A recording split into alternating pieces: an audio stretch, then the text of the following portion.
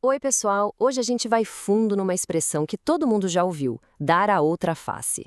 Só que vamos descobrir um significado bem diferente, um que é super poderoso e que pode, de verdade, mudar nossas relações e o jeito como a gente enxerga a nossa própria força. Para começar, vamos pensar numa coisa.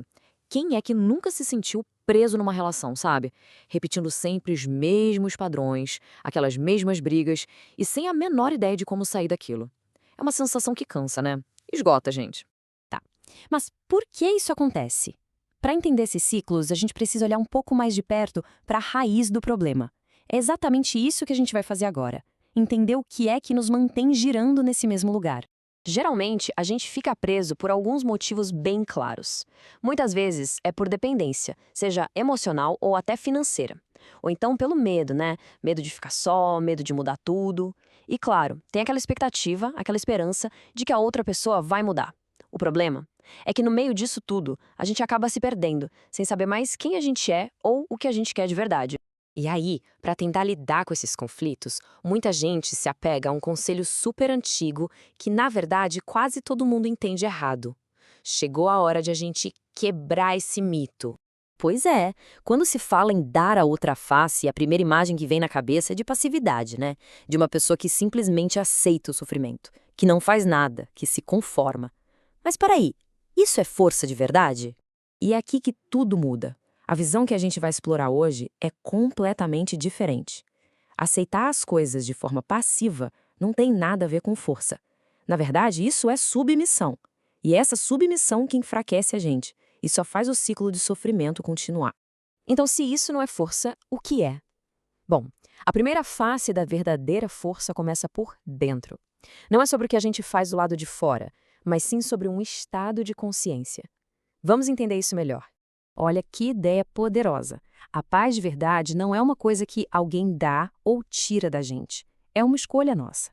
É a gente decidir, de forma consciente, que não vai se deixar levar pela raiva, pelo medo ou por aquele padrão antigo do ego que, vamos combinar, adora um conflito.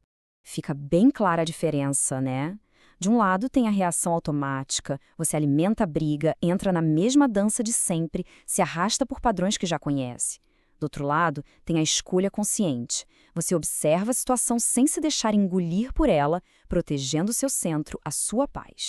E olha, é muito importante entender que essa escolha interna não é fraqueza de jeito nenhum. Também não é submissão. E não é sobre engolir sapo e guardar ressentimento ou fingir que o problema não existe. Muito pelo contrário, é um ato de poder e de clareza interior. Mas não para por aí. Manter a paz por dentro é só a primeira parte. Agora a gente vai ver a segunda face da força que é tão importante quanto a primeira, a ação no mundo real. Porque, sejamos sinceros, no dia a dia, nas nossas relações, só ter essa consciência interna às vezes não basta para mudar as coisas de verdade.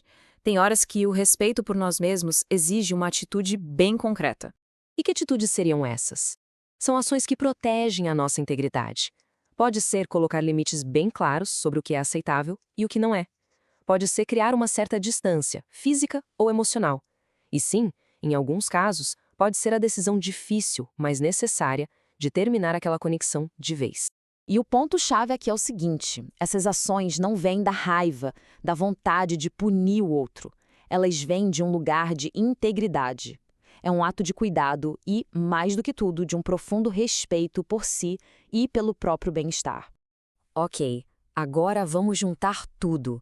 Quando a gente une essas duas partes, a gente consegue ver a imagem completa do que realmente significa ter essa força de duas faces, que conecta o nosso mundo interior com o mundo lá fora. É isso. A verdadeira prática de dar a outra face tem duas dimensões. A interna é escolher a serenidade, a clareza, é não reagir no piloto automático. E a externa é ter a coragem de agir, de colocar os limites que você precisa para se proteger. Uma não funciona direito sem a outra.